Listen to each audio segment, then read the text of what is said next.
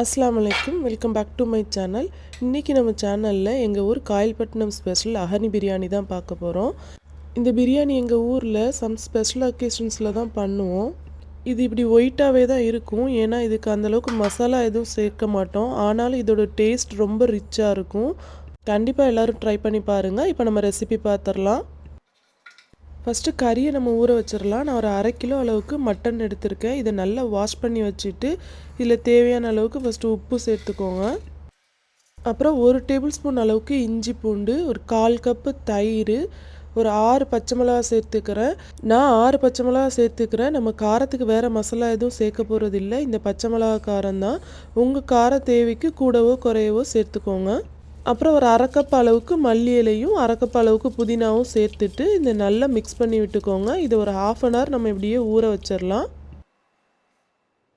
அப்புறம் நான் இங்கே பாஸ்மதி ரைஸும் ஊற வச்சுருக்கேன். ஃபஸ்ட்டு பாஸ்மதி ரைஸை ஒரு 2-3 தண்ணியில் நல்லா வாஷ் பண்ணிவிட்டு அதுக்கப்புறம் ஊற வச்சுக்கோங்க. நம்ம ஊற வச்சுட்டு இதை வாஷ் பண்ணக்கூடாது, அரிசிலாம் உடஞ்சிரும். நான் வந்து ஒரு 1/2 கேஜி அளவுக்கு ரைஸ் எடுத்துருக்கிறேன். எனக்கு 1/2 கேஜி நான் யூஸ் பண்ண கப்புக்கு 3.25 கப்பு வந்திருக்கு.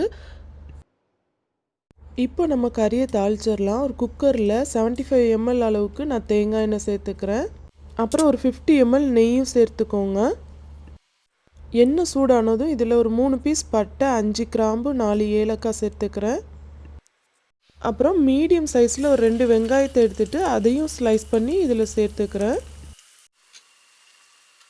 வெங்காயம் கொஞ்சம் கோல்டன் ப்ரௌன் கலர் ஆனதும் இதில் 1 டேபிள் ஸ்பூன் இஞ்சி பூண்டு, 2 டேபிள் ஸ்பூன் தயிர், கொஞ்சமாக ரம்பலை சேர்த்து இஞ்சி பூண்டோட பச்சை வாசனை போகிற வரை இதை வதக்கிக்கோங்க.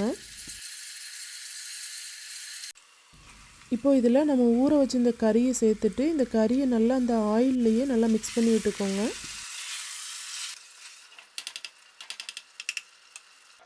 இப்போ இன்னொரு 1/4 கப் அளவுக்கு தயிர் சேர்த்துட்டு இதையும் நல்லா மிக்ஸ் பண்ணி விட்டுக்கிறேன்.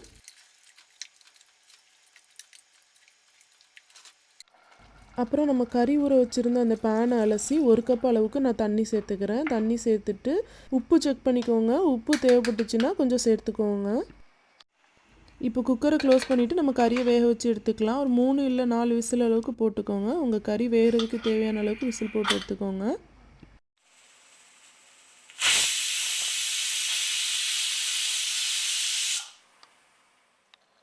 கறி வேக வச்சுக்கிற அந்த கேப்பில் நான் நட்ஸ் அரைச்சி எடுத்துக்க போகிறேன். கொஞ்சம் ஒரு 5 பாதாம், 5 கேஷ்யூ, 5 பிஸ்தா எடுத்துருக்கிறேன். பாதாமையும் பிஸ்தாவையும் கொஞ்சம் நேரம் ஊற வச்சுட்டு தோலை எடுத்துகிட்டு சேர்த்துக்கோங்க. இதில் கொஞ்சமாக தண்ணி சேர்த்துட்டு இதை நம்ம நல்லா பேஸ்ட்டாக அரைச்சி எடுத்துக்கலாம். உங்கள்கிட்ட கசகசா இருந்துச்சுன்னா அது ஒரு 1/2 டேபிள் ஸ்பூன் சேர்த்துட்டு அரைச்சிக்கோங்க.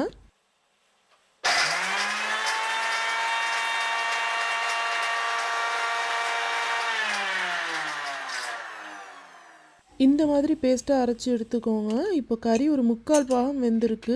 இப்போ குக்கரை ஓப்பன் பண்ணிவிட்டு நம்ம அரைச்சி வச்சுருந்த பேஸ்ட்டை இதில் சேர்த்துக்கலாம். சேர்த்து நல்லா மிக்ஸ் பண்ணி விட்டுருங்க. மிக்ஸ் பண்ணி விட்டுட்டு இந்த குக்கரை மூடி போட்டு இன்னும் ஒரே ஒரு விசில் மட்டும் போட்டு எடுத்துக்கலாம்.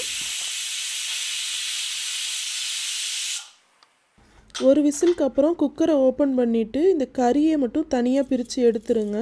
நம்ம இந்த கறி வேக வச்ச இந்த ஸ்டாக்கில் தான் நம்ம ரைஸை வேக வச்சு எடுத்துக்க போகிறோம்.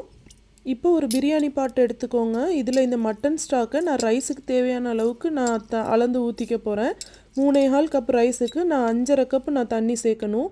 அதுக்கு இந்த ஸ்டாக் எனக்கு வந்து 3.5 கப்பு வந்தது. 3.5 கப் அளவுக்கு நான் இந்த ஸ்டாக்கை சேர்த்துட்டு 1 கப்பு நல்லா கெட்டியான தேங்காய் பால் சேர்த்துருக்குறேன். அப்புறம் 1 கப் அளவுக்கு நான் தண்ணி சேர்த்துருக்குறேன். மொத்தமாக 5.5 கப்பு எனக்கு தண்ணி அளவு. இப்போ நம்ம தனியாக எடுத்து வச்சுருந்த அந்த கறியையும் இதில் சேர்த்துக்கோங்க. இப்போ இதில் இன்னொரு 1 கப் அளவுக்கு மல்லி இலையும் 1 கப் அளவுக்கு புதினாவும் சேர்த்துக்கோங்க. இந்த ரைஸுக்கு ஃபுல் அண்ட் ஃபுல்லாக நல்ல ஃப்ளேவர் கொடுக்குறது இந்த மல்லி புதினா தான். அதனால் கொஞ்சம் கூடவே சேர்த்துக்கலாம். நம்ம தேங்காய் பால் தண்ணிலாம் எக்ஸ்ட்ரா சேர்த்துருக்கிறதுனால உப்பு தேவைப்படும். உப்பு செக் பண்ணிவிட்டு சேர்த்துக்கோங்க. உப்பு வந்து கொஞ்சம் நம்ம டேஸ்ட் பார்க்குறப்போ கொஞ்சம் கரிப்பாக இருக்க மாதிரி இருக்கணும். அப்போ தான் நம்ம ரைஸ் சேர்த்து ரைஸ் வெந்து வர்றப்போ கரெக்டாக இருக்கும். இந்த தண்ணியில் நம்ம கரெக்டான அளவில் உப்பு சேர்த்தோன்னா ரைஸ் வெந்து வர்றப்போ உப்பு காணாத மாதிரி இருக்கும். இப்போ நம்ம வாஷ் பண்ணி வச்சுருந்த ரைஸையும் இதில் சேர்த்துக்கலாம். லைட்டாக மிக்ஸ் பண்ணி விட்டுக்கோங்க, ரைஸ் உடையாத மாதிரி. அப்புறம் நம்ம இதை மூடி போட்டு வேக வச்சு எடுத்துக்கலாம். நல்லா கொதித்து வர்றப்போ லிட்டை ஓப்பன் பண்ணிவிட்டு 1 டைம் மிக்ஸ் பண்ணி விட்டுக்கோங்க. இடையிடையாக ஓப்பன் பண்ணி மிக்ஸ் பண்ணக்கூடாது. இந்த மாதிரி கொதிக்கிற டைமில் மட்டும் 1 டைம் மிக்ஸ் பண்ணிக்கணும். மிக்ஸ் பண்ணிவிட்டு அகைன் லிட்டை க்ளோஸ் பண்ணிவிட்டு நல்ல லோ ஃப்ளேமில் வச்சுருங்க. லோ ஃப்ளேமில் வச்சுட்டு ஒரு 20 to 25 மினிட்ஸ்க்கு அப்படியே தம்மில் வச்சுருங்க. இந்த மாதிரி கொதித்து வந்த உடனேயே நம்ம லோ ஃப்ளேமில் வச்சிட்டோன்னா நம்ம தோசை தவா வைக்க தேவையில்லை. வைக்காமலே நம்ம இதை தம்மில் போட்டுடலாம்.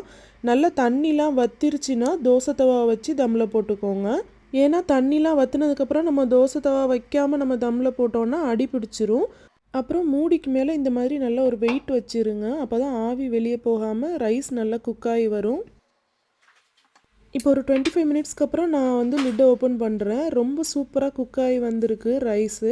இந்த அகனி பிரியாணி இந்த உதிர்ந்தாக்குலலாம் வராது. கொஞ்சம் சேர்ந்தாப்பில் கொஞ்சம் ஸ்டிக்கியாக தான் இருக்கும்.